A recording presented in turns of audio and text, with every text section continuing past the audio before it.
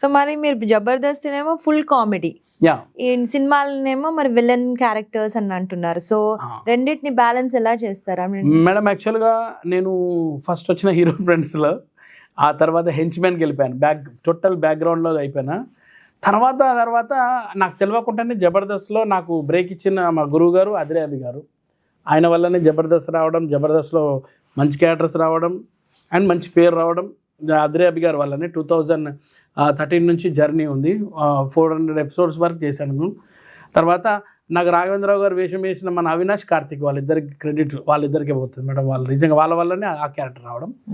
So ఇదంతా జబర్దస్త్లో comedy చేస్తున్నా కానీ నాకు ఎప్పుడు కూడా విలన్ క్యారెక్టర్ చేయాలని నాకు చాలా ఇష్టం. ఎప్పుడు కూడా ఓ విలన్గా సెటిల్ అయిపోవాలని నాకు ఉన్నది మేడం. ఎందుకంటే మీరు అలాగే ఇట్లా గడ్డము ఇదంతా ఉంది కదా మీకు, సో విలన్ క్యారెక్టర్ సెట్ అవుతుంది అనుకుంటారా? నేను అనుకుంటా విలన్ క్యారెక్టర్ సెట్ అవుతుంది అని, చూద్దాం మేడం ఎట్లా అవుతుందో అట్లా.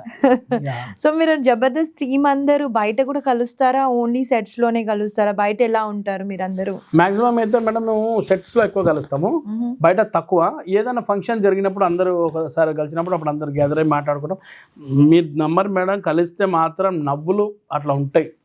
ఒక్కొక్కరు ఒక్కొక్క టైప్ లో ఉంటారు కదా, అందరు కామెడీ చేస్తున్నట్టు నవ్వుతున్నట్టు ఫుల్ పొట్ట చెక్కలు అయిపోతాయండి. అంత బాగుంటుంది, బ్రహ్మాండంగా ఉంటుంది మేము అందరం కలిస్తే.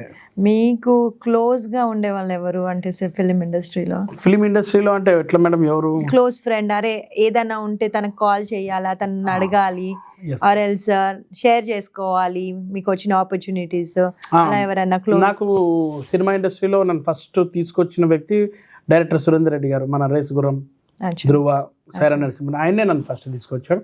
ఏదైనా ఉంటే నేను ఎక్కువ ఫోన్ చేయలేను మేడం, ఎందుకంటే కొంచెం భయం డైరెక్టర్ గారు అంటే.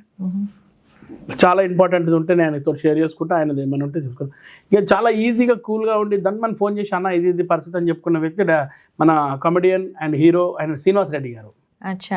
ఆయనతో నాకు చాలా మంచి ర్యాప్ మేడం, ఎందుకంటే నేను ఒక అన్నలాగా ఎప్పుడు అనుకుంటాను. శ్రీనివాస్ రెడ్డి గారు నాకు కష్టం వచ్చినా ఏది వచ్చినా ఆయనతో షేర్ చేసుకుంటాం.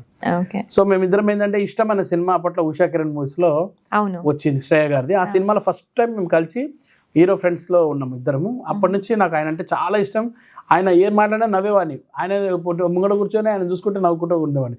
ఓ రోజు మిస్ అయిపోయినా, ఫోన్ కొట్టినా, అన్న ఏదైనా మాట్లాడవని, నవ్వు వస్తుంది నాకు నగరం అని అట్లా ఉంటుండే అనమాట. ఆయన చాలా మంచివాడు. అట్లా ఆయనతోటి పంచుకుంటా మేడం.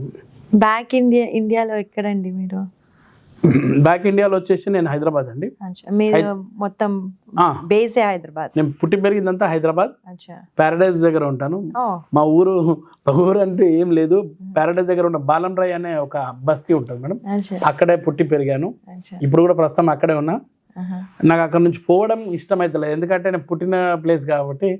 చాలా మంది అంటారు అరే షిఫ్ట్ కావచ్చు కదా, సినిమాలో వస్తున్నావు, అక్కడ పోతే బాగుంటుంది, ఇక్కడ ఉంటాము. పిల్లల స్టడీస్ కూడా అక్కడే ఉన్నాయి, లయాల కాలేజ్ అట్లా. చూద్దాం. ఎంతమంది అండి పిల్లలు? ఇద్దరు అబ్బాయిలు. ఇద్దరు అబ్బాయిలు.